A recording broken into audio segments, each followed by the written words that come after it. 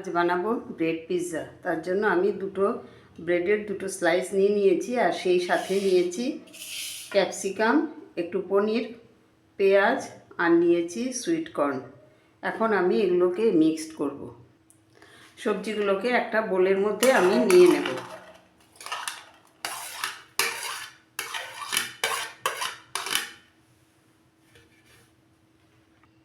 দেব একটু তেল, মিশিয়ে নেব। খুব সামান্য একটু তেল দিলাম, হাফ চামচ এর থেকেও কম একটু তেল দিলাম। দিয়ে তেলটাকে সবজির সাথে মিশিয়ে নিলাম। দিলাম এক পিঞ্চ নুনটাকেও মিশিয়ে নেব। এখন ব্রেড দুটোর মধ্যে টমেটো সস লাগিয়ে নেব। তো পিৎজা সসের বদলে আমি টমেটো সসটা দিয়েছি।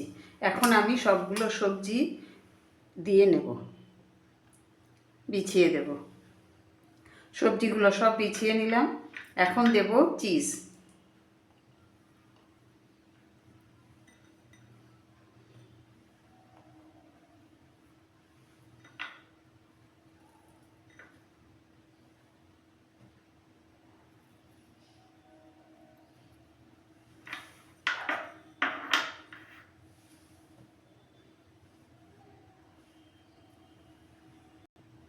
দিলাম মেয়োনিজ।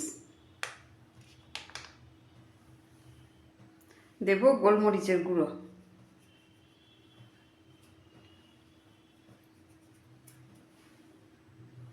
দেব চিলি ফ্লেক্স।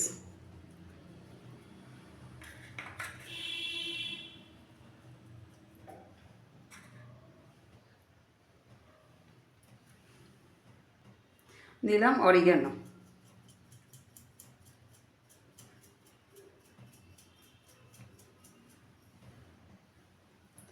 একটা তাওয়া ফ্রাই প্যান আমি বসিয়ে দিলাম বাটারটাকে একটু গলতে দেব। তো বাটারটা মেল্ট হয়ে গেছে। এখন আমি ব্রেডটাকে বসিয়ে দিলাম।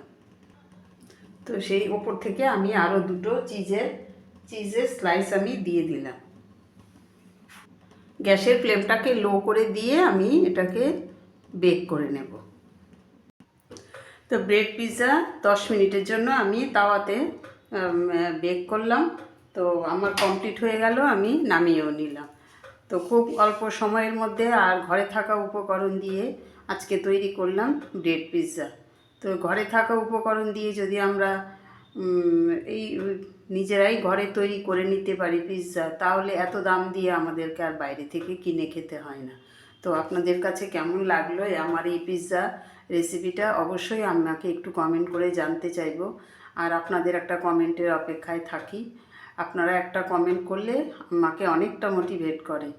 আমি উৎসাহ পাই নতুন কোনো রেসিপি নিয়ে আপনাদের সাথে আলোচনা করতে বা আপনাদেরকে দেখাতে।